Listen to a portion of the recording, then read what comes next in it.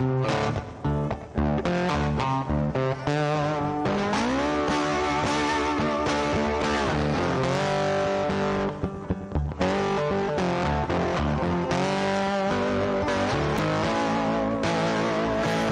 everybody. Welcome to Brunch with Bigfoot, Michigan Rob. I'm your host, BMR. I've got Krista Tweedy from Blondes and Blues podcast. That's my co-host waiting out back. Also with our guest, I'm going to call him G. And he's with Midwest Night Watchers. It's going to be a great show. He's got a lot of crazy things in the skies that he's found, observed. If this is your first time here, please subscribe, give a thumbs up, and hit the alert bell. Be sure you hit the alert bell. You can find us on YouTube at Bigfoot Michigan Rob, as well as Texas Front Porch. We're also on Odyssey and iHeartRadio, Spreaker, wherever podcasts are found. Also, we're on KPNL Radio. Thank you to the lovely Aunt Selene out in Oregon for that one. Find us on Facebook at Texas Front Porch. He's got a new group out there called Texas Front Porch on Facebook. Thanks to Krista for setting that up. You can email beyondbmr@gmail.com if you want to have any of your encounter stories posted on my videos that I do every Friday. Don't forget to subscribe to Texas Front Porch, Bigfoot Michigan Rob, the Blondes and Blues podcast, and help out our buddy, Midwest Night Watchers. He can be found on YouTube as well. If you like and want to help support us, the Super Chat is open long after the show ends. So is the Super Thanks. If you're watching this on replay, there is a Super Thanks tag that you can hit if you care to donate, but sharing us out and subscribing is more important than money. Check out our channels. Check out our about pages for upcoming events. That would be greatly appreciated. Thank you for that. And also, don't forget, on Mondays, Texas Front Porch is 7:30 in the East. Tuesday, Van Buren Variety is 8 o'clock in the East. Beyond BMR comes on 9 o'clock in the East. Jason McLean does something called Mysterious Library on Untold AM Radio, 10 o'clock in the East. Go check that show out. It's pretty cool. Wednesdays, Jason McLean questions everything, 9 o'clock in the East. Thursday is right back here, Brunch with Bigfoot Michigan Rob at 1 in the East. And then tonight at 9, the Blondes and Booze Paranormal podcast is on at 9. Friday, we got more of the booze. We got a little woo, Blondes, the Booze, and the Woo that comes on 9 o'clock in these Fridays. Don't forget the lovely Jessica Jones. She's on Spaced Out Radio from 10 o'clock in the East on the weekends, Saturday and Sunday. So I'm going to bring up Krista. Krista. Hey, how are you? You know what? I'm not too bad. It was, let's see here. Last night I usually do the show with Jason. Mm-hmm. And, we lost the internet. Right. We had the snow come through. We got about 8 inches of snow, but the wind was whipping up fiercely. And, my cable lines in the back, I could see were drifting towards the ground. They were like 3 feet off the ground. I lost my internet. I just got it back maybe an hour ago. And so there's still some things still downloading on the computer. So, I think everything's looking good. What about you? I noticed you're in a different location yourself. I am. My internet's out too. And I got an email saying they were doing maintenance. And that was 2 days ago. And a friend of mine, she said when they did maintenance on hers, she was out for 4 days. Yeah. So here I am. Well, tonight's show for me, I'm going to have to do on my phone. So yeah, it's going to be different. I know. Well, I hate when that happens, but when you do things live, what are you going to do, right? You got to do what you got to do. So we have a pretty cool audience. Our chat people are pretty cool. They get it. When you're providing something that's live feeds from all across, the United States here. And we've got Midwest Night Watchers. Yeah. Garrow or G. He's a great fan of all the shows. He's always in chat. Yeah. Him and Shiro. Mm-hmm. So I'm glad to bring this guy up and talk a little what he's been experiencing on his property. And without further ado, I am going to bring him up. Hi, everyone. How are you? Hey, welcome to the show. Welcome to the show, my friend. Thank you. Yeah, I did want to start by saying thanks for the support of our show. I know you watch all the channels and watch all the shows when you can, you and your wife. And I appreciate that. And thank you so much for all that. Yeah, we enjoy them a lot. We appreciate that. All of us do, for sure. You know, this is pretty cool because this is like the second time I've had a subscriber to the shows come on. And he said, Rob, I got some interesting, things, if you like, for me to chat about. And I am. And what I'm really intrigues me, and I have to apologize because I'm going to drop the link a little bit later in the show because, again, everyone go subscribe to Midwest Night Watchers. He's got some good videos, particularly with your night watching that you and the wife do at night. And there's been all sorts of video that I found fascinating. But before we get into that, why don't you introduce yourself to our listening audience who might not know about you? All right. Yeah, me and the wife, Churro Sounds, we started Midwest Night Watchers merely out of coincidence that, we love being outside. We'd be out there with the fire or just, stargazing. And then one night when I was at work, because I work second, so it's usually her out in the backyard, through the week. And she goes, hey, there's some really, really strange stuff happening up, I'm noticing stuff. It's like, oh, really? Let's check that out, And so we didn't start out filming like everybody else, you just kind of amazed and just noticing it in the sky. You're just, trying to take it all in. Then eventually, we got the camera out and then we bought nicer cameras. So the Sightings, night vision. And that's how we got most of our videos.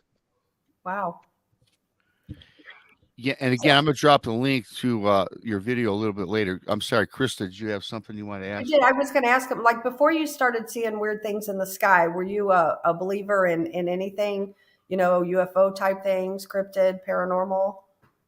Oh, yeah. I followed that my whole life since I was a kid. It started out in grade school, getting UFO books out of the Scholastic Reader whenever they came up or any of that stuff. And believe it or not, it was really weird. In grade school, in our science class, we had little cards for extra credit, and they had Bigfoot stuff in there. And they had, the boggy people that were mummified in the swamps down. They had little short stories on all that stuff in there. Wow. Okay. I was just curious, if you were a believer before, because some people that do have different type of encounters, they weren't. Well, we never really experienced anything, up until this point, as far as seeing anything or feeling it. But, we've always been fascinated by the subjects, and we followed it and read up and watched, like your guys' shows all the time, and I've always listened to Art Bell, Coast to Coast, and now George Norrie all the time. So I'm pretty familiar with the subjects. Good deal. Okay. Yeah, what I found fascinating for the first time was like a lot of people that watch the shows, I don't know that they have channels. So I was just perusing through and I happened to come across yours. I said, well, I'm going to see, check you guys out. And I got to tell you, man, I do some night watching here and I don't see a lot in my backyard. I've started to do a lot more over the last summer and I can never differentiate what's a satellite or what's maybe a star, a star, or maybe Leon Musk or Leon. What's his name? Elon. Musk. Elon. Yeah, I said Elon or whatever the hell I said. But anyway, he's got the link out there in the program. You have seen. Why don't you just take us from the beginning? You talk about you started this with Shiro, and you've had some amazing things that you've seen that I've seen the video. I will post the link. Why don't you walk us through some of that? And one of the ones I find most fascinating was what you saw going through the Big Dipper. Yeah, so the Big Dipper, our back porch or our backyard faces north pretty much. So we always have the Big Dipper and Cassiopeia right there in our night sky. And, we started out just watching, the meteorite showers, and trying to film them. And then we start noticing, so, well, what's that moving moving through. It's not a comet, not, it could be a satellite. We don't know. So then we, like everybody else, we started downloading the apps, trying to trace, what satellite's going through at what time and stuff. And, most of the time they line up, okay, it's a satellite or that's a space station going through. And, then eventually we came across, or actually Chiro, like I said before, she's the one that actually filmed it and pointed out to me about the stuff going into the Big Dipper. I thought, well, just normal. I thought, okay, satellites. But being out there all these years, sitting out there, we kind of got to know the past of the satellites, because we could tell how high in the sky they are, or when they come back, what their orbit is. And it's like looking at the Big Dipper video, seeing it with your natural eye, you can see that there's groups of 5, 7, and they're not all lined up in a row on the same path. And some of them are going up, some of them are going down, and they appear right before the handle. And then when they get into the pan, they disappear and fade out. So you don't see them any longer than the Big Dipper itself. Yeah, I noticed on the video, and I did drop the link in chat for the video because, like I said, my internet just booted up and I can't download the video because I'd love to have shown it live on the stream, but it is what it is. So go check that out and check out Mid's channel. But what I noticed, which was really cool, is like if you look at that video and you got the Big Dipper is clearly there. A lot of stars are clearly there. Then coming from like the northwest top of the screen on a video, you see something that is just blazing through there southernly. Then all of a sudden it goes to the north and takes off. And then later on through the video, I noticed coming from like the southwest, you've got like a fleet that is blasting up through here, and then they dip back down to the south. That to me is something for sure. Yeah, we don't really know, why it's happening or anything about it other than we're observing it. And what else could it possibly be besides UFOs coming in? Once you start ruling out all the normal suspects, whether it's a satellite or, like I said, the space station. And the weird thing about that video is that Chiro pointed out that it happened for 6 weeks for the time that we were observing it. So I don't know how long it was going before, but wow. 6 weeks every night for an hour or more, they would just constantly go into the Big Dipper and have the same thing. But then the rest of the night or earlier, you wouldn't see a thing. Wow, that's crazy.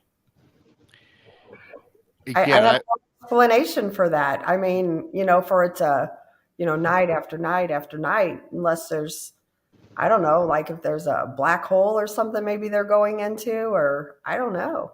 Well, that brings up a good point, because me and Cheryl sit there and talk about it and try to figure it out in our heads and, bounce stuff off of each other. And, we're just wondering, is there a portal opening up, and is that a gateway for them to come in and out? And why are they coming? Right. Too, what's amazing too, I think that's a good point on that portal, because as I mentioned earlier, how I just see them come into the screen then disappear. But there's also a couple captures of some single craft that they don't disappear off of the edge of the video. They just kind of disappear, and they don't fade out, right? They just kind of like they did transport through something. You guys, yep. I did drop the link to that video. It's really cool. Again, I apologize. I can't bring it up for some reason because I think everything's still rebooting on my computer. So, yeah, and if anybody goes there and watches them, let us know. Put a comment in. Let us know what you think it is, or what you think's going on. Because we really don't have 100% answer. I can't say exactly what it is, but I know what I think it is. Yeah, well, that's good too. If you were sitting on here saying, "Hey, Rob, that's a UFO," we've got aliens. It'd be like, well, how do you know? And I love the fact that it's speculation, right? But what it is something that I've never seen before. Well, it's unidentified. I have no idea, and nobody's coming forward and saying, you know, they're noticing it too, that I know of. Mm-hmm.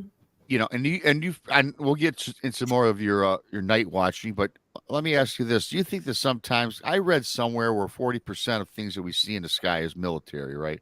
Experiments. The other 60% may be unknown, and I read that in some UFO book I was reading just online the other day. And what's your thoughts when you look at this? Do you think a lot of this, though, that people are seeing at night, or maybe even during the day, is government? And how would you think you would make the distinction between the two, if at all? Yeah. Yeah, you know, I don't really know if you can really separate it. You know, how do you know that it's not military or using alien technology? Because you know, we know they have crafts and recovered stuff, and how, I mean, there's just no way of explaining or knowing unless you physically see it during the day and can get a good picture and say, okay, that's definitely military. But I absolutely believe, you know, they do stuff in secret, so they fly at night. You know, I mean, I think that's why all the people out west around Roswell or Shasta, you know, see all these things come on. I think it's coming from the bases. Now, can I say what state you live in? You live in Yeah, we live in so Illinois. So you're in Illinois. So I'm not all that familiar. I lived in Rockford, Illinois, which is almost like Rockford, which is like 20 miles south, I think, of Wisconsin, I think it is. And I don't know of any military bases just green to Illinois around there. Is there anything close by you or several miles away where perhaps it could be some governmental or some Air Force or naval bases? Not that I'm aware of. The closest, biggest town to us is Peoria. And, you know, they have a National Guard there, so they would not have anything like that at all. So real quick, how far would, you're in Illinois, and I know there's Scott Air Force Base over in Illinois. How far are you from that area? I know that's not too far from St. Louis, so I guess. Yeah, that's about 3 hours or more from us. Okay. That's a completely opposite direction of what we're catching in our backyard, because our backyard's facing north, so everything we're seeing that we're videotaping now is going from, you know, the west to the east. Mm-hmm. Sometimes the opposite way, which is really strange too, is like, you know, satellites don't go the opposite way of their normal travel. So right. Wow. But if you look at I sent you a picture of the one that has a circle behind it. When that first happened, it looked like something came in through a portal, and then it had the cloud behind it. But then we didn't capture it really well. But behind that big fume coming off the back of it, there's a giant circle. It looks like a smoke ring, and it followed it the whole time that ship was coming across our sky. Now, there's nothing in our area that I know would do that. I mean, Elon Musk has similar rockets that go off, but once again, we don't have any NASA bases or any military bases that they'd be able to launch that. So where did that come from? Yep, exactly. Wow. So do you have any other things going on, you know, on your property that, you know, you could maybe tie in with it, or is it just, you know?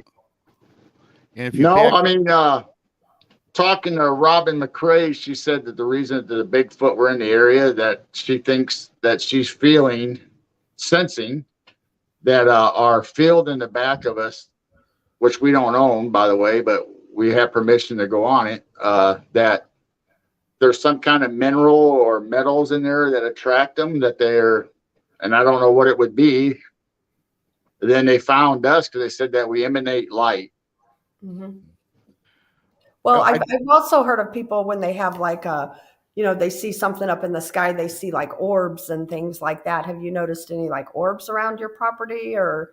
Yeah, we have a bunch of videos. I sent Rob a few pictures of those. Yeah, I did. I love Chris's questions. Let's continue with those. But before you do that, have you seen outside of the Big Dipper photo or video, anything else not related? Then we can roll into if you've seen orbs on the property, because I know you've seen more than just the Big Dipper anomalies, correct? Right. Yeah, we'll videotape the backfield behind us, and that's where we see all the orbs. And we've actually seen what we thought was like a shimmering portal, and that was one of the nights that it actually knocked out our camera. That just completely fried out. We had to send it in to get it replaced and fixed. Wow. So I don't know what kind of energy or whatever it was putting out, or they just didn't want us filming, so they knocked out our camera. Wow. I've heard of things like that happening before, with different type of things. So yeah, maybe you're being watched.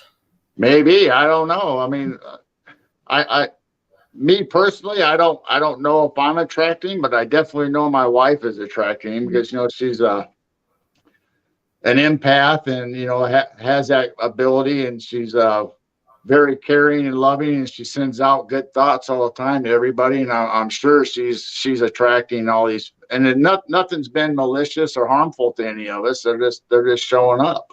I think we have phase. I think one night she experienced while sitting out there, we have a rock garden, because as you can see behind us that we have crystals and spears and all that stuff. So we have a rock garden that has crystals and stuff out in back of our back sunroom, and she'll sit out there and she'll throw out good vibes and good thoughts, but we want to know you're there. We want to experience you and talk to you, get closer. And one night she had a glimpse of, to her, it looked like a big dog, but it did not have the dog, necessarily all the dog features, and she couldn't really see it. This happened so fast, but something was behind her listening to her, and then all of a sudden it was gone.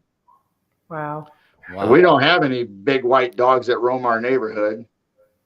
It's funny that Krista mentions this too. It's like, I've talked to several people that when they've seen something in the sky, and then on their property, they would see some shimmering, almost like a portal. And a lot of times people would describe Bigfoot as shimmering, because they have that ability to come and go as they please. And a lot of times that's been described right at the time when they've seen something in the sky. So I'm wondering if you notice that in relations to seeing something in the sky and then see the shimmering about your property, because I think a lot of this stuff's tied together. I definitely think so too. I mean, we haven't actually seen a ship shimmering or anything. The portal was the only thing other than the orbs, how they act, you have the solid ones, and sometimes you think, okay, that's a bug or whatever, but then there's ones, and I sent you a picture that you can actually see the tree through it. Wow. You guys, I've seen these pictures, and for whatever reason, I can't download them because of the internet problem I had. So I had them all queued up to show everybody, but go to Midwest Night Watchers. Midnight. Everybody gets that. I don't know if we picked a bad name, or No, just because you see the mid and the night together, you cancel out the west. Yeah. Well, Midwest and Midnight, then you have Midwest Night Watchers, which I think is a cool name. It's just my being dyslexic, mixing the two words together. I do want to touch real quick back on the white creature that you saw. Yeah. So we did a show. There's a place in Missouri that's named Marley Woods, and we did a show several months ago, and there's a lot of UFO activity, and it was even on with Ben Hansen on one of the TV shows. But it's the cryptid that is on that property is also a white creature, which kind of, because it's a lot of UFO activity there, same at yours, and then seeing the white creature. I wonder if it's, I don't know if it's kind of tied together, in that way with it. And as far as I know, it hasn't been back except that one night that it was this. I guess I was just attracted to Chiro, and because she'll be out there, she'll play Native American flute. She has hand-pan videos on her channel, and she's just puts that energy out. She just. Yeah. I just find that interesting that you said the white, and then same thing with Marley Woods with all the UFO activity. It was a white cryptid type creature there too. So just the the coloring alone, right, is kind Right. of interesting to me. It's just like everything else, Bigfoot, Dogman are all over the whole U.S. Who knows where they're at, So I'm assuming that a white cryptid or whatever it was, could be all over the U.S., but nobody just reports it or sees it sometimes, Just Yeah. like, well, I think I sent you the map of the Chicago with the Mothman. Yeah, I did. never would have thought there would have been Mothman incidents in Illinois or so Right. close to our place. Well, Right. it's really fun. Now in Illinois, let me ask you: are you south of Lake Michigan? I mean, are you close by Lake Michigan at all? Are you kind of more south or No, we're west? we're way south from Chicago. We're probably 3 hours from Chicago, so we're right on the Illinois River. We're almost two sides of our town is the river, Illinois River loops around it. So whatever's attracted to river and trees, we have a lot of those in the area. The reason I bring that up because a lot of you brought up Mothman, and I know Mothman. There's been a lot of it first originated back in the day, right in West Virginia, where that bridge collapsed. Yeah. But another big area is in Illinois, and I did a video. A guy, one of our subscribers, sent in a Mothman encounter, and it was actually in Illinois. But it was funny because the guy was driving a boat, and this is why I asked you because I have another follow up. He was driving this boat and it appeared to this winged creature. He went under this bridge going downtown because a lot of the Mothman sightings have been seen downtown Chicago. And this thing had wings and it was at the other end of this bridge and he's taking his boat underneath. And then he says, holy crap, what is this? The thing wouldn't let him pass through underneath this bridge. So he turns around and now all of a sudden this thing flew to the other side and trapped him on that side. So now he turns around again and he goes to escape this thing again for the third time, goes to the other side. Well, this guy, he just opened up the throttle on the boat, which you're not supposed to do, obviously, underneath the bridge in like 4 foot of water or whatever it was. And he gunned his boat right at this thing and then it kind of dematerialized and disappeared. Oh, man. Yeah, I'm assuming that they're interdimensional, just like Bigfoot and all the other cryptids. I mean, if they're just being a cryptid or whatever you want to call them, Mothman, excuse me. I mean, they have to be interdimensional. I mean, how else can you explain all the stuff that they do? Mm-hmm. Yeah. I'm in the camp that they're both. When we're talking cryptids, they're humanoids, some people with paranormal or supernatural abilities, some people call them forest people. I think that there's a lot of different classifications. What I've seen myself, I think, was both. And more people I talk to, something just doesn't disappear. They're walking through portals. They're doing something. And I totally agree with that. And really quickly, everybody, if I missed you in chat, hello to everybody out in chat. Because when I type in here, I'm just typing to my room. So I thank you for everybody for joining. And I was going to ask you, did you hear about the 1994 Michigan UFO sightings in '94? Yes, Because I've read about them. I don't really know a lot about them, but I do know that they existed and people have reported on them. That's why I asked you where you lived in relation in Illinois, because this whole armada, this fleet flew over the southern tip of Lake Michigan. But I'm imagining where you live, I don't know. People were seeing these from 10, 20 miles away. So I just had to ask you with your night watching if back in the day that you came across that. So, well, where we live now, we weren't here in '94. Okay.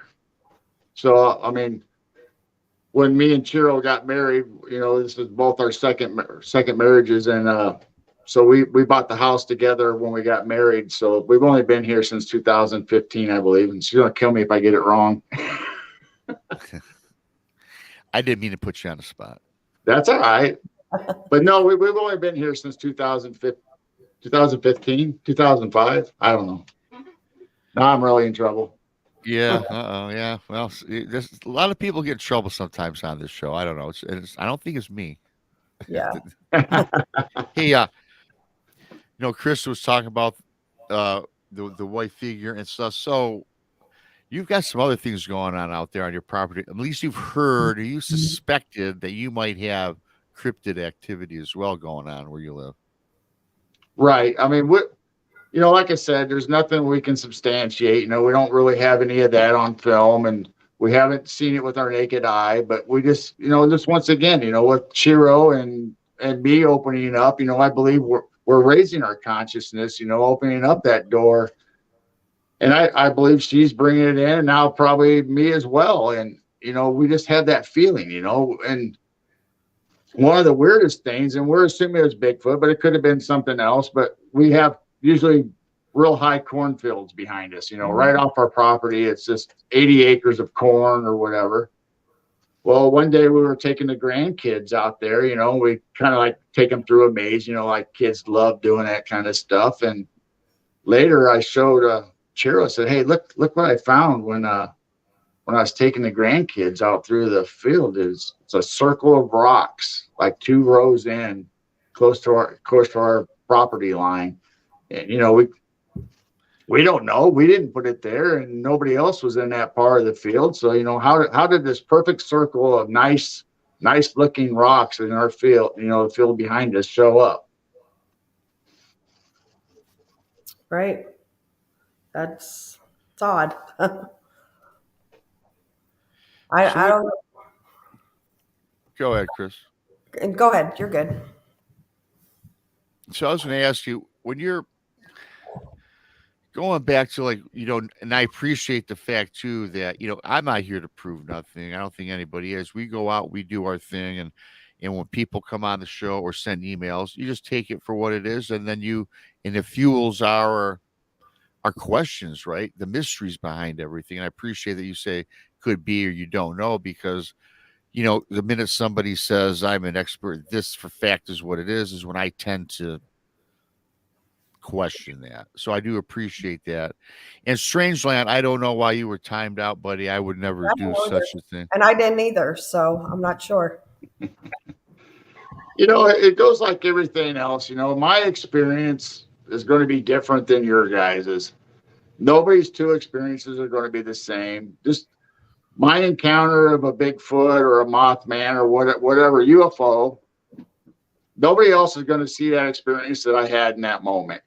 Mm-hmm. And then even when you read reports of police taking down statements of a car accident, everybody sees something different. No, it was a red car. It was a blue car. He had a blue shirt on. He had a red shirt on. Everybody sees and visualizes what they can concept in their mind. And I think that's really what our field is. Everybody's experience is different.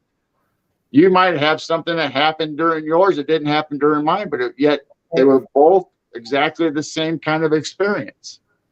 Mm-hmm. That's true.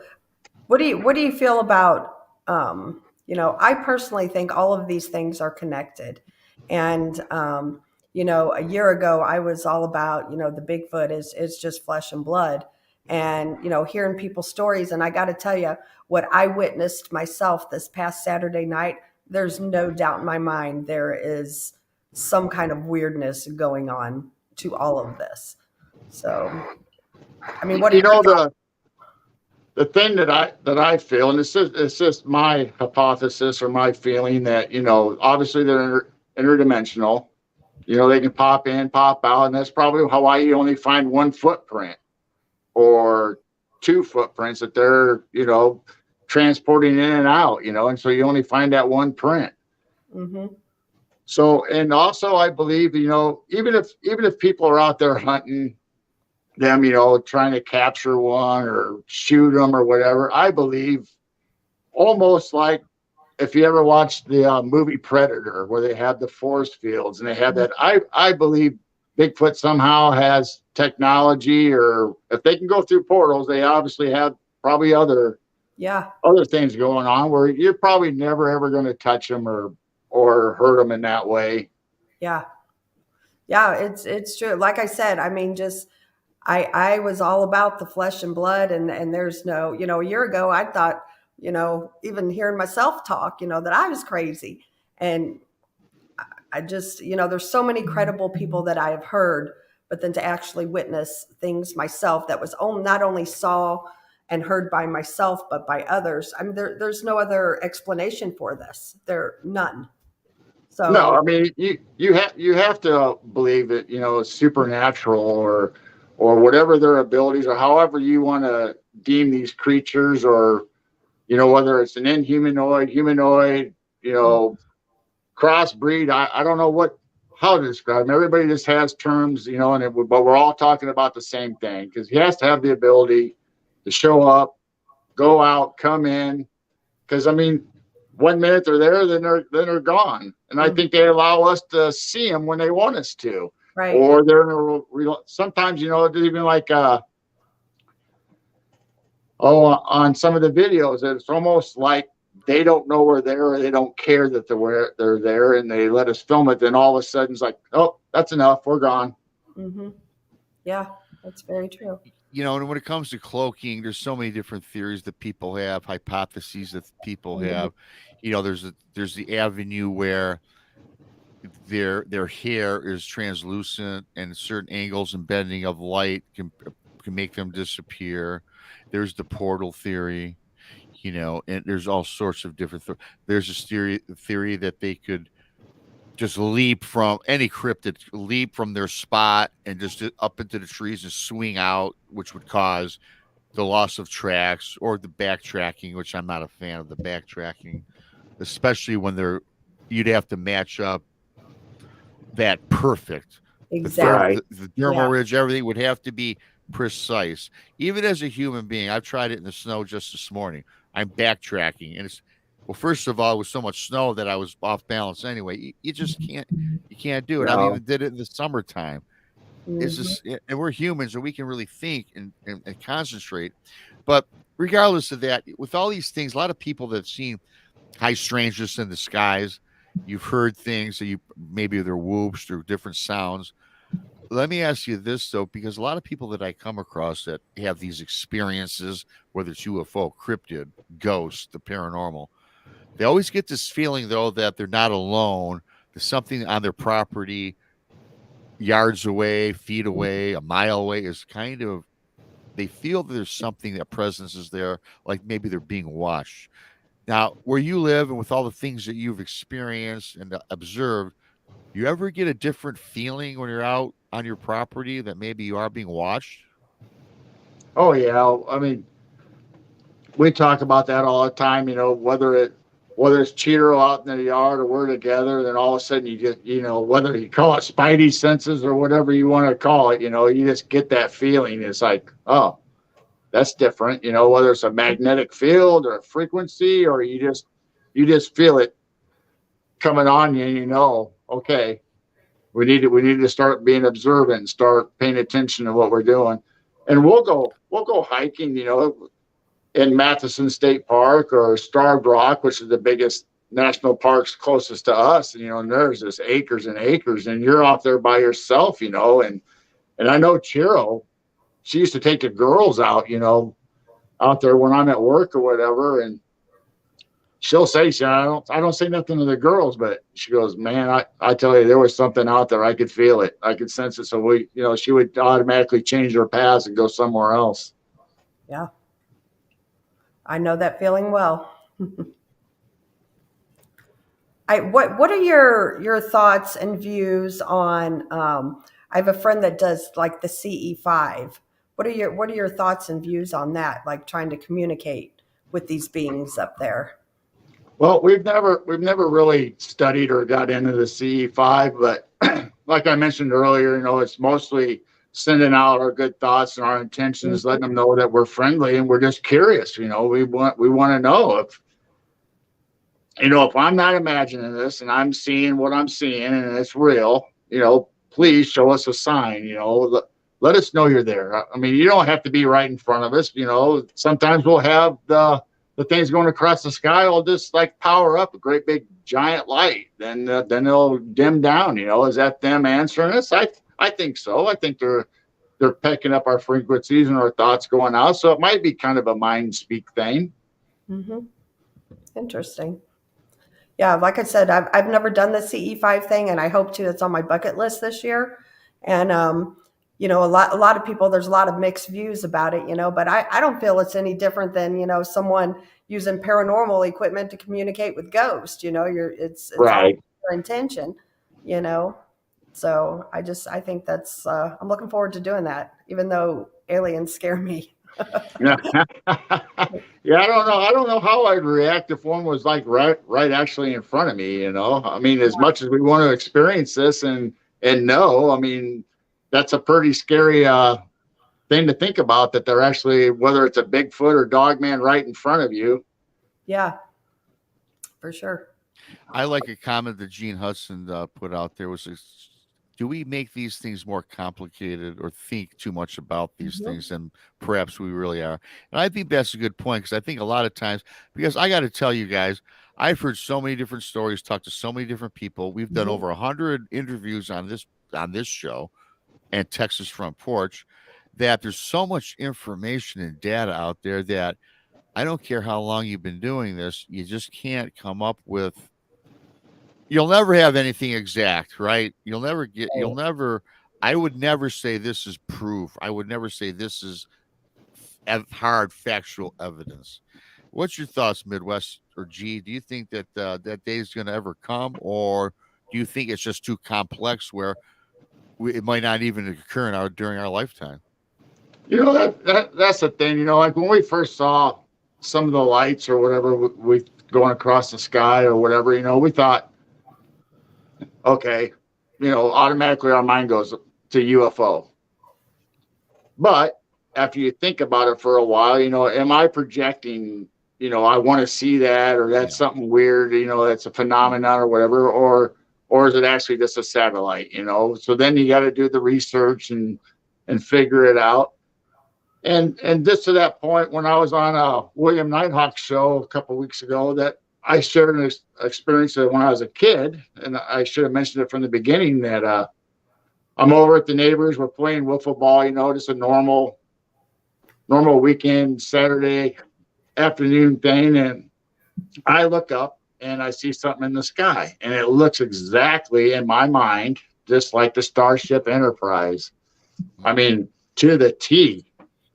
And it's not far away. It's pretty dang close. And then I make a commotion, you know, about it, and the other kids that are with me, they see it too. And so we get scared and we duck behind the bushes. You know, we're little, you know, but I up until that time, I can't tell you if I've seen the Starship Enterprise. But now later in life, after, you know, I've watched all the shows, you know, I'm thinking, man, that's what I saw. I'm pretty sure that's what I saw. But am I projecting that image of, you know, was it actually something else?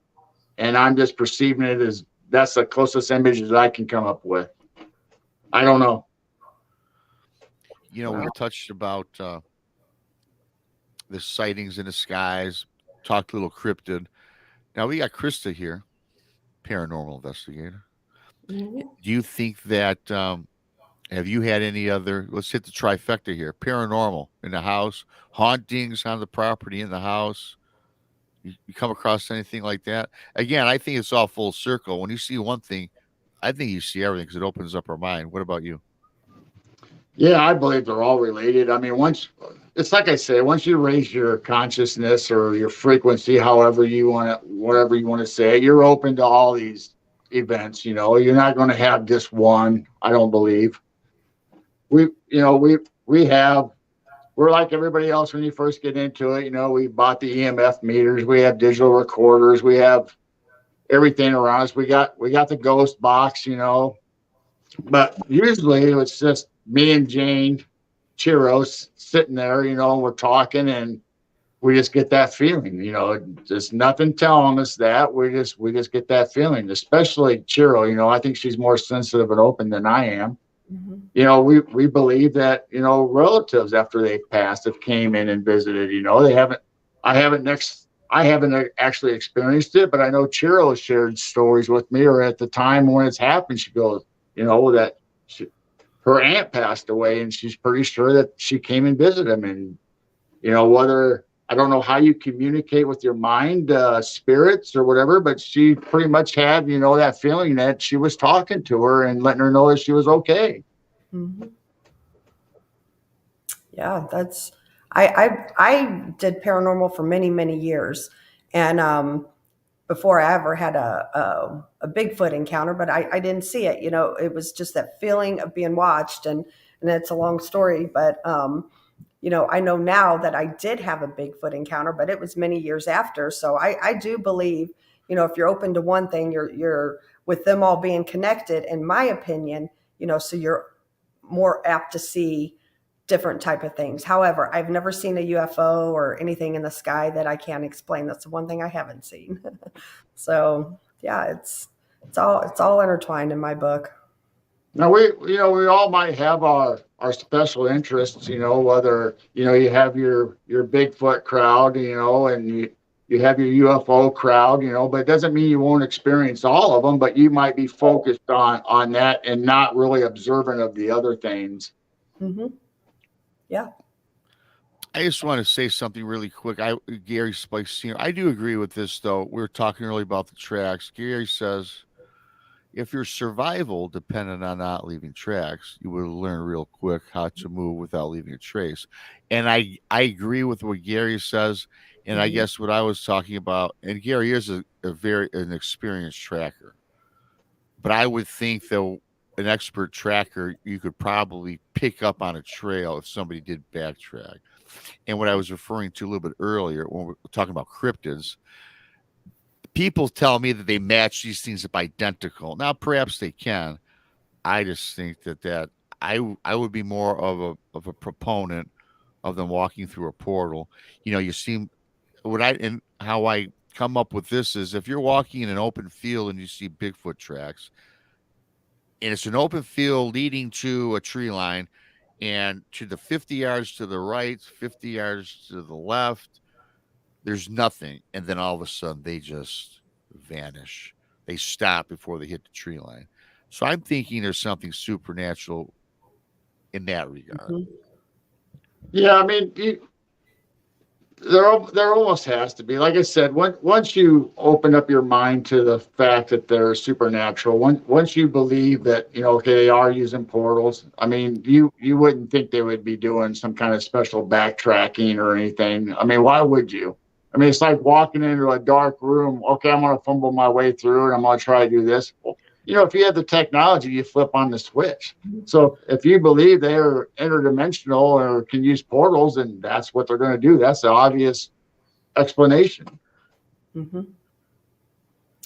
Yeah, for sure. Have you ever seen, besides just like the I guess through the sky, have you ever seen, like what you would consider maybe an alien type being or anything like that on your property, or just up in the sky?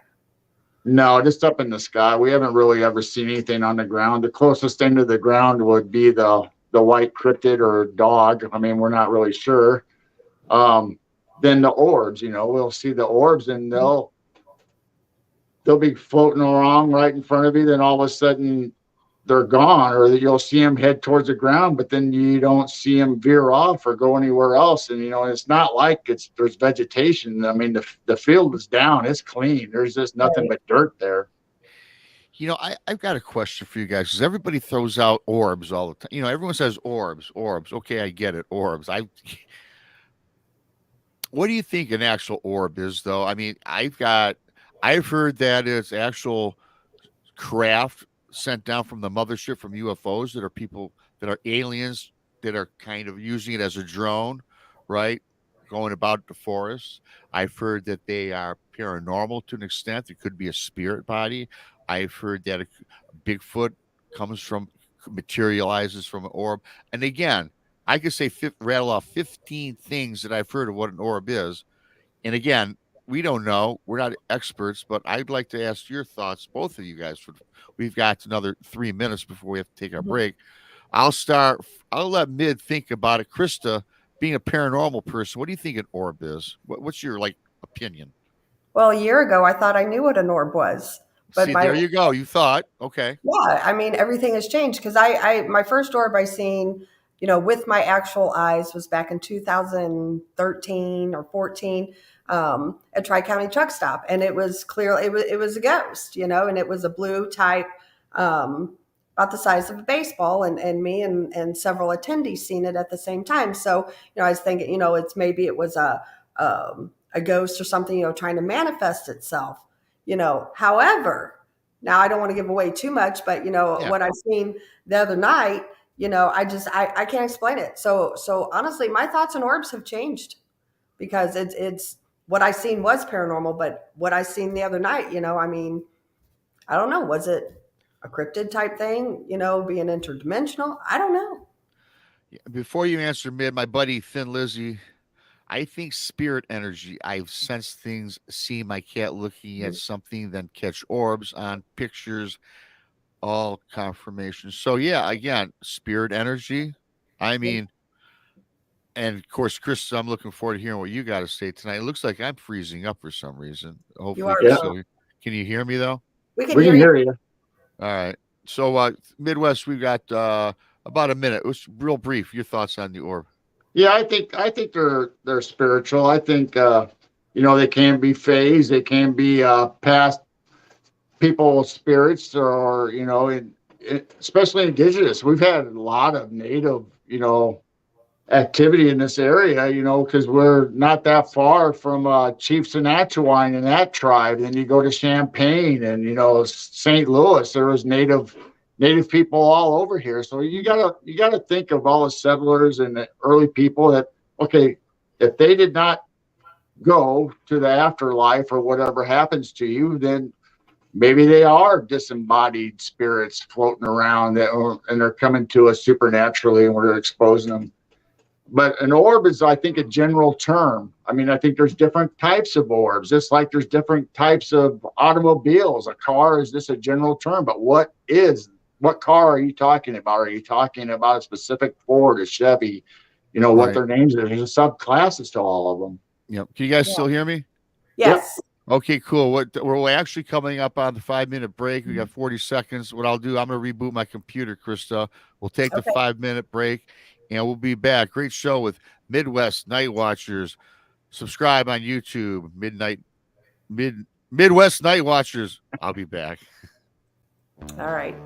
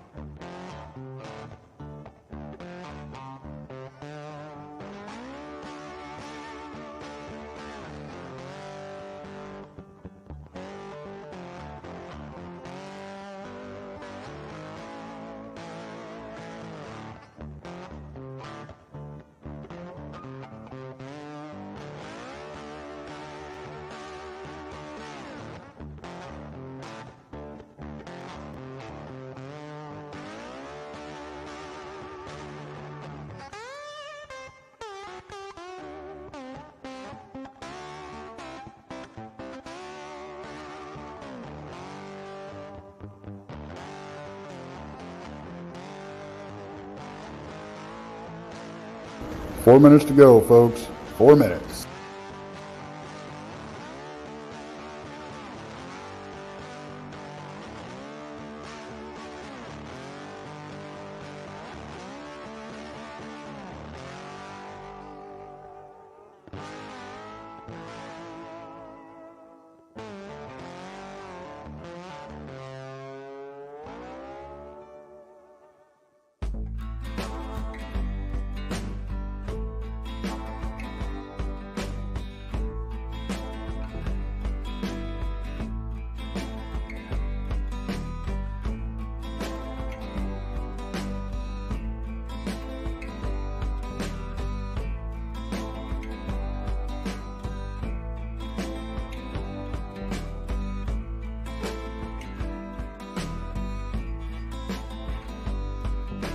Three minutes. We're almost there.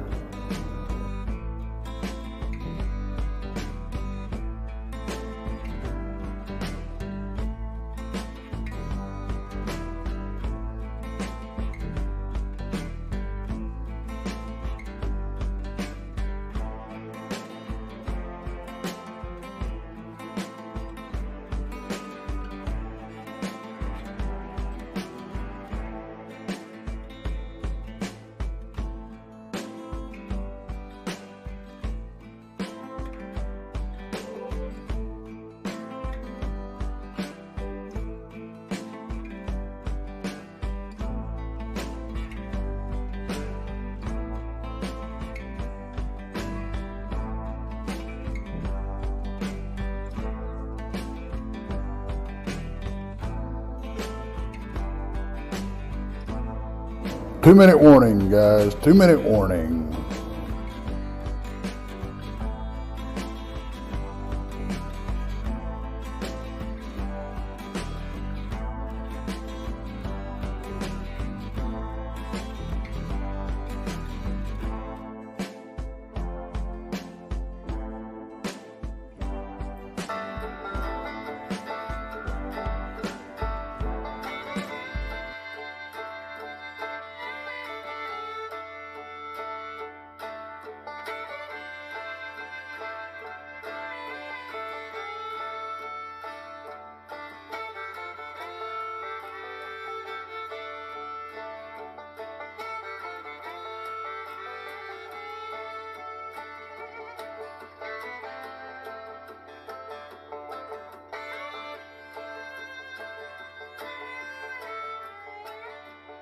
One minute. 1 minute.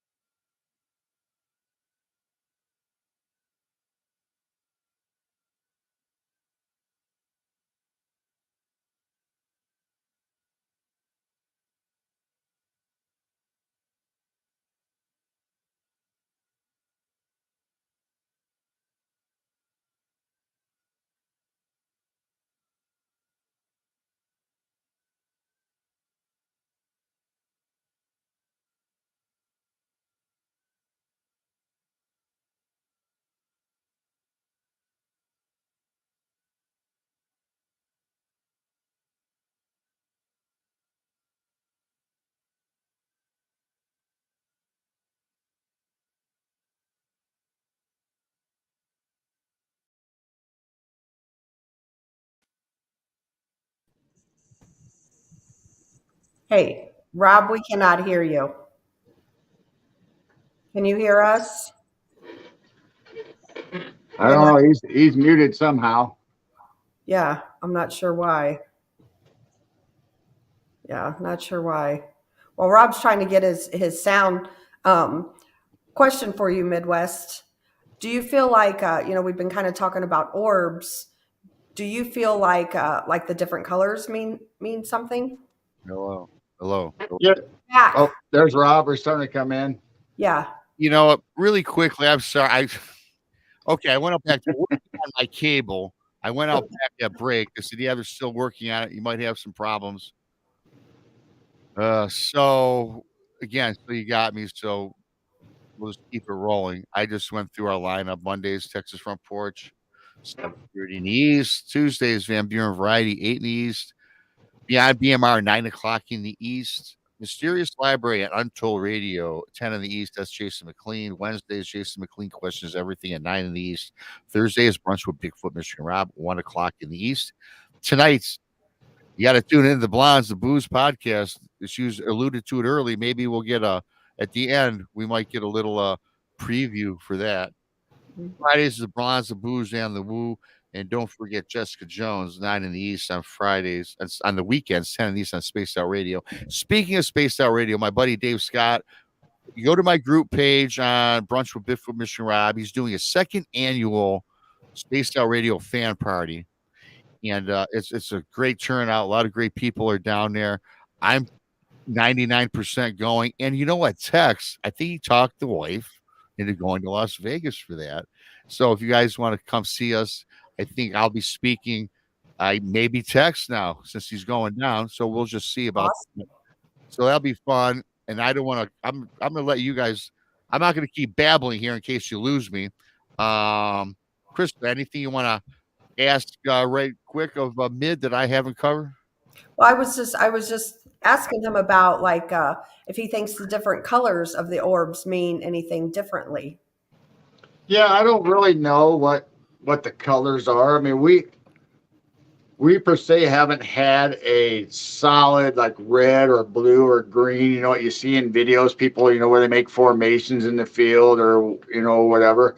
Ours are more translucent and they kind of glimmer and shimmer in the field, you know, especially when you're videotaping, they seem a little more illuminated. You know, it could be the camera doing it because a lot of them we can't see with the naked eye, the ones that we filmed. Yeah. Well, the one that you know I had seen the other night was kind of a reddish orange, and like several of the people I was there with, they were like, "Oh man, that's not the good color," you know. So I don't know. I'm you know, and then the one years ago I saw was a blue, you know. So I don't know, like blue one. I think everybody, you know, automatically when you see red, danger, you know, stop signs or warning lights or whatever. I don't know, and it could be, you know, because most predators have glowing red eyes. So I mean, there's a reason for the red being a stop color. Yeah. So I don't know. It's just it's interesting to me. I saw this show. I talked to some guy. I was watching this show. This is like a couple of years ago. It was on, I don't even know what show it was, but a guy was talking down, doing the breakdown on orbs. And he had mentioned that red was like nefarious, like, you know, Midwest Night Watch just mentioned. Mm-hmm. Green was neutral, kind of friendly. Yellow was like something doing investigations. Now, where this person got his information from, who knows? Blue was, again, friendly. I mean, yes, we can all associate colors with an adjective. What do you think? Red, stop. Green, go, right? So I think a lot of people maybe just come up with that. And that's really the only it's the only thing that I could think of, not being an expert with orbs. And then you got transparent or white, opaque colored orbs, right? Mm-hmm. I see predominantly in videos or what people have on shows, and even Krista, when you do your paranormal, I see a lot of white orbs, right? Mm-hmm. Yeah. So, yeah.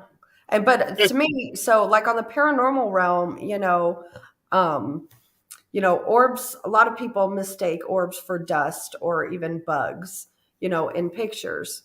You know, to me, and this is my opinion, a true orb has like a tail to it, and it's more of a solid type figure, you know, to see them in pictures. But like I said, to see them with my eyes, that's a whole different ballgame, you know. Right. I mean, who knows? I mean, it could be, you know, if you believe that orbs are fairies, or if you believe they have spirits in them. I mean, they're going to be whatever they are, just like humans are. I mean, who knows? Maybe those orbs are, one race is green. Maybe the Native Americans are blue. I don't know. Maybe it's a frequency that happened when they died, that they're putting off this energy, and they're, you know, if they were a bad person, maybe they're red. If they were a loving person, maybe they're green or blue. I mean, I don't know. How do you explain it? I don't know, but it's something I think I'm going to look into just because I'm curious, you know. My buddy, we were talking. Thin Lizzie says she thinks colors are frequencies. I've not heard that before, and I think, you know what? Again, another thing to explore. Yeah. I've got that for me. The town I live in at one time was literally on the river, like our town now is, but it was several miles away, and they had a plague. So they abandoned the original site and came to where we are today. So I don't know if these orbs are people that passed away from then, or like I said, Native Americans that lived in the area way back when. Who knows what they are? They could be spirits floating through and never made it the transition.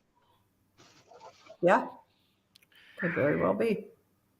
I think that's also a good. You brought up a couple times about the Native Americans, or you have. I think it would be cool for you too, with what you're experiencing or had experienced.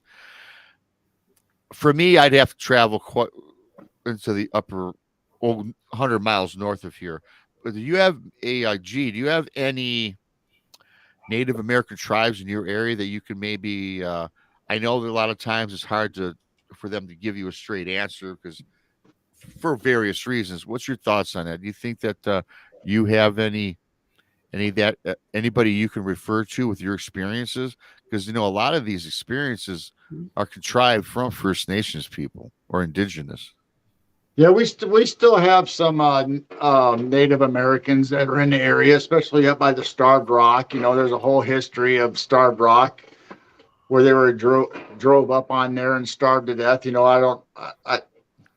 I don't know the whole story, but I mean, there's a big national park right there, and there's a guy I worked with that he lives in that area, and we've met him on the trails there at Starved Rock, and we've talked, and I could probably ask him questions or do an interview with them sometime, but they're very protective, and they have very, and rightfully so for what, how they've been treated and what people have done to them all the years, I mean, they're just like everybody else when you're into Bigfoot or aliens or UFOs, people kind of think you're crazy and they don't want to talk to you. They make fun of you. And I think they're kind of the same way. They've been treated so badly all this time that, they don't want to open up just to anybody. They have to trust you and get to know you first. Mm-hmm.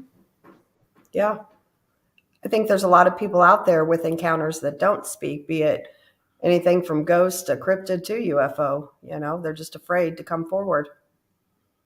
Oh, absolutely. I mean, all the airline pilots, the military pilots, they experience stuff and they're told, they'll get in trouble or will drum you out of the service if you mention it or talk about it, or whether it's a secret military thing going on, or if it's actually a UFO encounter. I mean, everybody has their reasons for not opening up, whether you tell a family friend or a relative, and sometimes you get that look and I'm like, okay, you're crazy. You're a little bit out there, so you don't want to open up just to anybody. Right. You were mentioning backstage earlier, that perhaps you'd be getting more and more involved with some research maybe as time goes on. And with some of the things you've come across, did you ever wonder, or does it make you maybe afraid that maybe with all these experiences is something, you ever feel any bad energy or negative energy? Or No, is it all pretty much take it or leave it? Yeah, for me, it's pretty much take it or leave it. I mean, I haven't really encountered anything that I've actually had a fear or automatic, don't encounter this, don't go any further. But my wife, Chiro, like I said, she's felt it in the park and she's felt it out in our field, and she has that intuitive knowledge or feeling, she knows what's going on. But we always, like I said, we always try to put out good thoughts and, frequency and trying to raise our consciousness and even when we're sitting in our easy chairs, at night and talking about all this stuff and watching your guys' shows, we always say, we don't want any malevolent or any bad things coming in. We only want to contact and have good experiences, and whether that actually stops them from coming in and doing anything to us, I don't know. I believe it does. I think us projecting that out, helps us with our experiences and always encounters something good. Right. Here's my belief, because I believe that I've been learning this. We all can project positive or negative energy, and I've had negative experiences and positive. And what I do believe is this: the more and more that you either go looking or researching, I think a lot of these things, they find you anyway. right? And I think that the more times we come across things, like Jessica always brings up, your third eye, right? Where you're opening it up, you're becoming more open. Because I'm way more open. I always believe. I will retract and say, when I was a kid, I believed in Bigfoot. As a kid, I tried to find books in a library way back when, and you couldn't find hardly nothing. But I would look and read UFO books and alien books. So I was always interested. And I came across my first encounter in 2018. Now, prior to that, though, I know that I've seen ghosts and stuff like that as a kid growing up. I think I saw the shadow of a Bigfoot while I was camping with my mom and dad in the Upper Peninsula. This big shape, this big shadow blackened out the bedroom that me and my brother were staying in, and it had a human-like form, but it blacked out the moon. It was humongous. So back as a kid, I knew I started seeing things, but after having an encounter personally, I've been more open to seeing a lot more things now than ever, and it's also opened my mind to things that I blew off as a kid, as a young adult. Today, I believe I've been seeing things throughout my life. And I do believe the more you see, though, you're more open to both positive and negative. So I think now for myself, I've got to really be cognizant of what I'm looking for because I don't want anything to be attached to myself. And I've had attachments I've brought to my house that I do believe today that have scared me. And so I think that the lesson here for me learned is you really got to be respectful and you really have to stay positive, I think, to keep Mhm. the negative away. Yep. Well, it was kind of the same way as a kid, like I told you, I'd get the scholastic books, on UFOs or whatever. And, I think we had that openness when we were young and we're a kid. We wanted to explore and, it piques our imagination, and then as we get older, we kind of get busy with life and, family and stuff going on, work, and you kind of put that to the backside and you don't really focus on it, and sometimes, and I'm not really embarrassed, but I'm kind of, you'd make jokes about Bigfoot growing up, as you're becoming an adult or a young adult, or a boogeyman or whatever you want to do. Then now here I am 30, 40 years later on a show talking about these things, and It's amazing. I understand that. I still get people. There's, people I don't say anything to this stuff about, and and certain people I know who I can. It's. right. Hmm. Yeah, well, most of my entire family, they know that I do these shows. They know about my encounter and they're on board with me, thankfully, and which is cool. I still don't promote this to like people that my other friends because they all know that I have a show and they're like, Rob, blah blah blah. Oh, that's great YouTube channel you got, Rob. Talking about Bigfoot. Well, yeah, well then don't watch, man. I mean, what do you want me to tell you? And Right. especially, I have a friend who he don't believe I had a Bigfoot encounter. Okay, whatever. I'm past it. My best friend, by the way.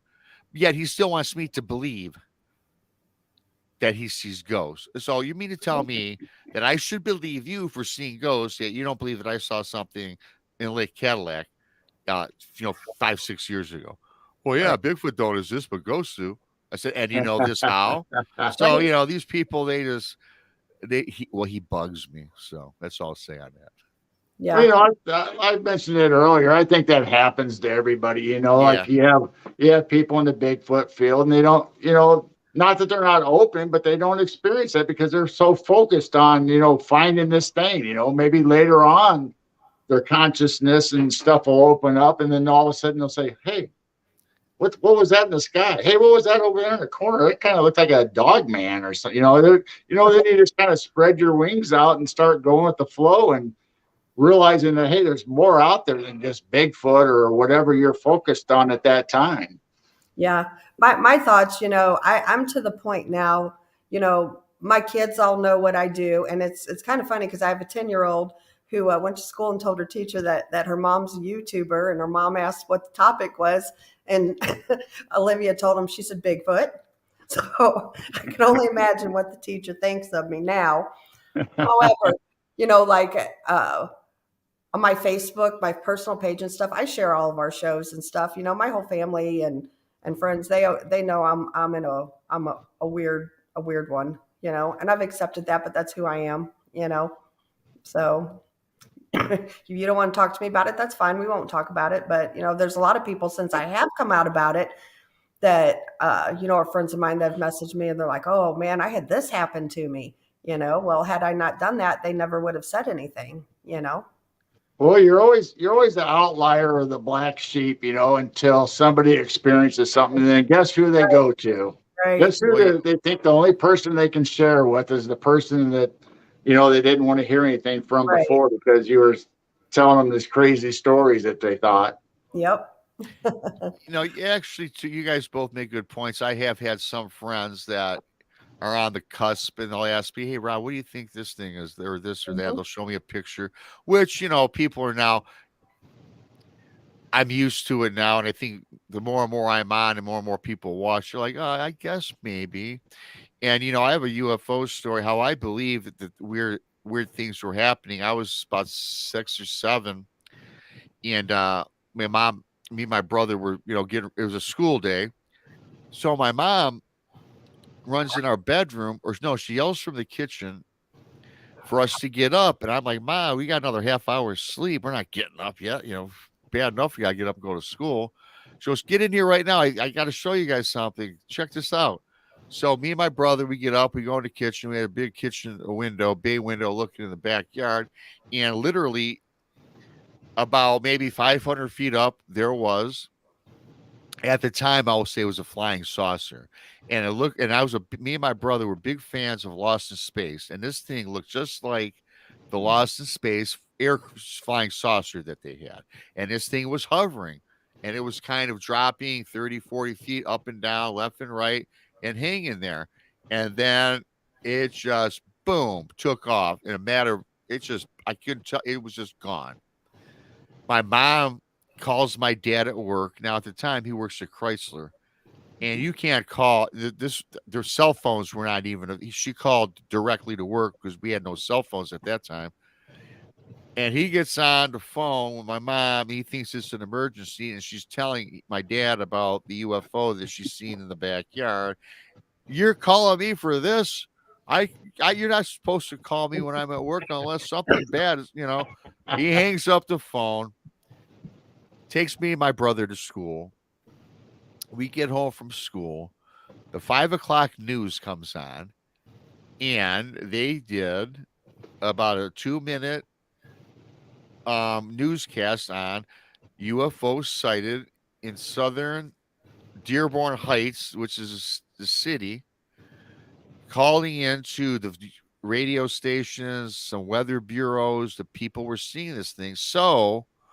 And it was on the news, so it corroborated at least that my mom and me and my brother did in fact see something, as it did make the news. And my mom and we weren't the only 3 people that seen this, so apparently the entire neighborhood saw this thing. So since that day going forward, you guys, is when I knew that there's something else out there as a young kid. So that was a pretty cool experience. Just like that video we had of the lights going across our backyard in a row with a little trailer off the back of it following it. We thought, what is that? For better of lack of terms, we thought, maybe a mothership or a triangle ship like everybody else sees, that has the lights all in a row. And it was going at a weird angle down across. Well, come to find out, out at East City Ranch, they filmed the exact same thing 2 days prior to us. Wow. And you compare the 2 videos, and they're exactly the same. I mean, it's like we just had the same exact video. Wow. So that made us feel good to be able to see somebody else that actually experienced the exact same thing that we saw, because we were the only ones that were talking about it, or nobody else said they saw anything. Well, I can tell you what, that's an awesome point, because I do remember back, my mom says, "See, I told you I wasn't going crazy. I called you for a reason," because he was home from work and saw that.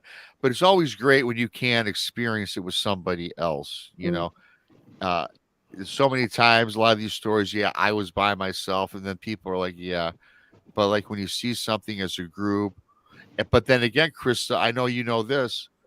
And you, myself, and Brandy, we could be in a haunted house, and you two might see something, and I won't, or maybe I'll see something and you won't. Can you Yeah. explain that one? I mean, I don't know what that is. Right. I have no idea. I know, you know, I have a friend there in Atchison, Kansas, and he literally he lived in the Sally house, and he was being thrown, and the drawers and dressers were being thrown in the room, and his wife was in the next room and never heard a thing. Go figure. She finally come in. He was screaming for her. She never heard anything. She goes and comes in. She's like, "What the heck happened in here?" She didn't hear a thing. So that's a good question, Rob. I have no idea. I can't answer that.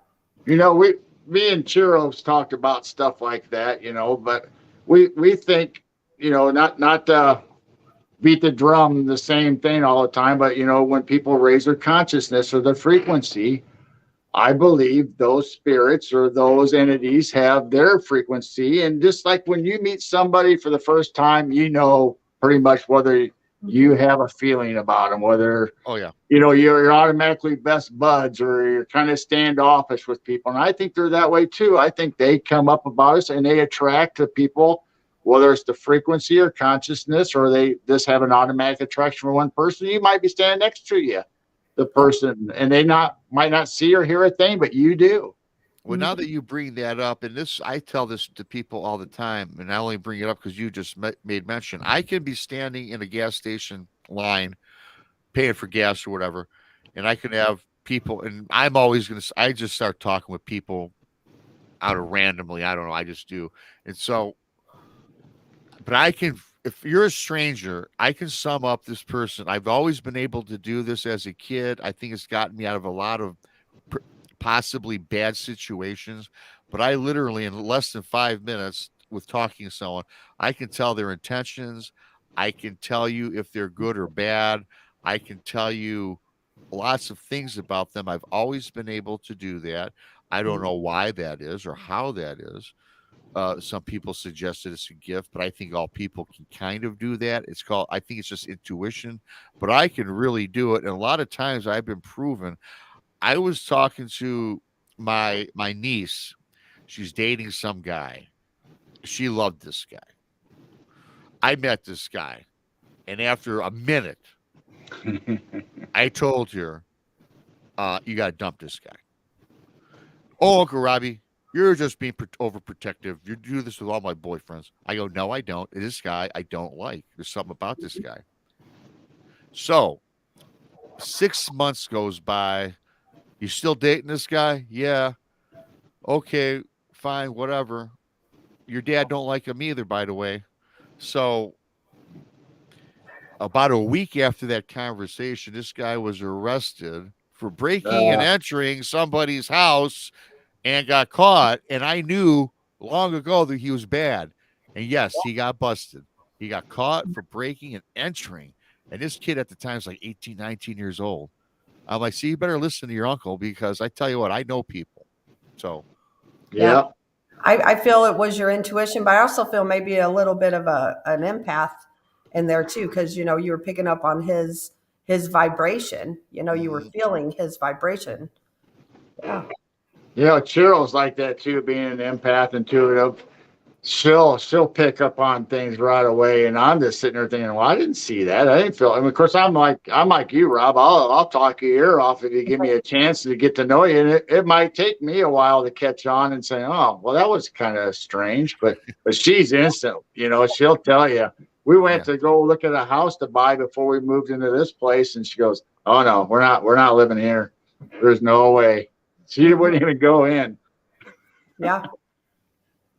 Yeah, I've heard that. I just, you know, I'm like that too. You know, you can meet somebody and just within minutes, you know, what kind of person they are or what their character is, for sure.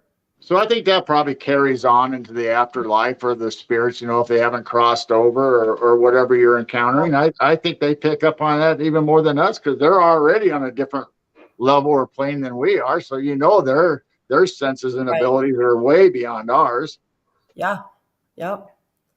And I feel like too, like, you know, like even UFOs, ghosts, cryptids, you know, I think they feel that kind of stuff too, because I believe they can tell, when someone has, say a bunch of people are packing guns and going through the woods and wanting to kill a Bigfoot. Well, they may not know what the guns are, but they feel that energy that something, is after them. Right. Oh yeah, we project our energy field and stuff out way before we even show up. I'm not even so sure it's the scent, that chases off animals. I bet our energy field, they can feel that a long ways. Yeah. Oh, they can. I am a true believer that they pick up on your intentions right when you get out of your vehicle to go explore out in the woods or whatever I believe they have intentions. If you're a person that's looking, I don't think people hunt Bigfoot, but there are people that, if they've seen one, they would immediately just shoot it. Which I don't believe that I would. I know for a fact I would, because I do think that when we just talk about Bigfoot, I think there is a human element, right? I do. I don't think it's just I don't think Bigfoot's an animal, right? I think there's a human element to it. Yes, absolutely. You saw something that looked humanistic. Yeah. What I saw looked like a human. It looked like a person. It looked like a person with Down syndrome. Now he's covered in reddish long brown hair. It looked kind of like a person, older person, wrinkled. The face was human, but where I'm always thrown is when it did what it did. It transformed and did that. Drop his jaw, yelled, screamed, roared, sent out this big shock wave. But then the face went from a human being metamorphosed into what I would still to this day call a demon, and it looked like a demon. Yeah. So even for me, and I've been doing this, researching this stuff since 2018, still don't know what I saw. I still can't tell you exactly for sure what it was. And I've talked to a lot of Robin McCrae. I've talked to her. She tells me what she thinks it is, but I've talked to somebody else who says something else. And everybody's got their opinion or their theories, but again, it's just a mystery to me what I saw. It was quite creepy. It was a lot of unexplained out there. So much unexplained out there. That's why it's paranormal. Yeah, that's why it is. So, Garrel, we're coming up on the end of it here. Why don't you go ahead and tell everybody where we can. I know you got a new YouTube channel out there. I did place the video. Everybody go to his channel. Look up that the Big Dipper video for sure. That is so cool. But where can we find you, and anything you want to add before we wrap it up? Yeah, we're at Midwest Night Watchers on YouTube and Facebook also. I mean, the Facebook page is new, and we're pretty much just sharing other people's posts. We haven't, I put a couple of videos up there, but we got hours and hours of videos that we haven't even went through to edit to put on the channel yet. Of course, like everybody else, trying to put the highlights on there, so people can see instead of watching an hour of something not happening, and all of a sudden there's just a little blurb in there. Like I said, I want to go live eventually, and not necessarily show us, but to show the sky so people can watch at the same time we are and have a 360 live view of our night sky. And since we brought up the Native American aspect of all this show, there's a couple spots that I do want to go out venturing, maybe grab some video, and there's supposedly some hauntings or ghost tales of a place where they've actually had a burial ground of some Indian. So I got that to look forward to, and hopefully we can get that out. And other than that, probably just gonna stay low and just share what we experience, but not, Very cool. Well, absolutely. I do recommend everyone check out the channel. The videos, they are pretty cool. And Krista, I'm not gonna let you off the hook. You got to give us a little preview of what we got going on tonight. So for the first 52 minutes, we have Barton Nunnally. And we're just going to talk in humanoids, that kind of thing. Yeah. But after the break, we have Letitia Nunnally, and Daryl Denton is going to join us. We were all together, plus a lot of other people, this past Saturday at Land Between the Lakes. And it was a crazy action-packed night that honestly, the weird stuff started happening by 5 p.m. It was the craziest thing I've ever. I tell people I don't know if it's the craziest or the stupidest thing I've ever done, but I'll go back. So everybody says don't go to the Land Between the Lakes. That's what they say, but that's another place I do have to go check out myself. Yeah, the whole place just has this weird vibe to it, and Brandy and I, we ghosts, our bodies react to ghosts and stuff. We can always tell when ghosts is around, but like both of our eyes started watering at the same time. As soon as we hit the property, it was the strangest thing, and my eyes don't water around ghosts. So anyway, we got some cool stuff we all experienced. And I seen War Criminal 7 has been on chat too. And he was actually there with us that night too. Oh, awesome. So well, I'm definitely going to look forward to that one. Everybody come check that out. That's on at 9:00 tonight. Yes. In the Eastern time zone. All right. Can't wait to see it. Yeah, I'm definitely going to tune in. Yeah. Well, in fact, I don't know. We'll talk you gotta later. drive Chris. the show for me tonight. Yeah, you said I might have to drive the show because Chris's internet. Once we hang up on this, I gotta calibrate this to see because hopefully the cable guys will be done. But anyways, thanks for everybody that's joined the show tonight. Thanks for everybody that's gonna listen later. They'll listen today. I do appreciate it. I know Krista does, and I know the Midwest Night Watchers appreciates it. Go check out, subscribe to his channel, him with his lovely wife, and we will see you back. Well, tonight we'll see you, but we'll also see a Flat Rock. Good to see you dropping in. But anyways, thanks to everybody again, and we will see you on the flip side. Thanks. See ya. Bye.